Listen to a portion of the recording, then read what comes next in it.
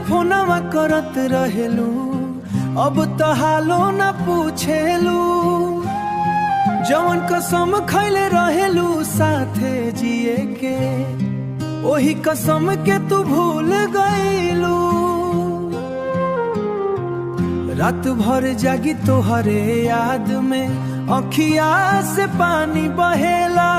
दिलवा के दर्द के का बताई, सांस भी भारी लागेला। तितली बन के वाके उड़ गईलू, हमारा दिलवा के तोड़ गईलू।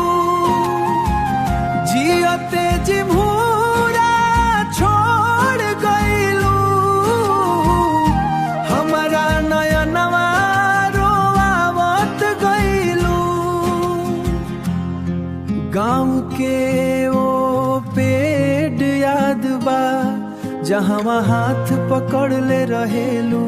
आज उ रास्ता सुना लागे, काहे दूर तू चल गईलू। तोहरे बिना ई दुनिया सुनी न लागे मन कहीं। दिलवा जो खोजे तोहरा, आजा लौट के यहीं। तितली बन के वाके उड़ गईलू, हमारा दिलवा के तोड़ गईलू। जियते जी मार गईलू हो,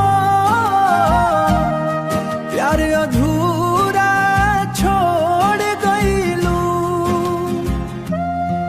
अगर लौट के आ जाइबू, फिर से दिल लगा ली। टूटल सपना जोड़ के हम, फिर से मुस्का दी संभाल गए।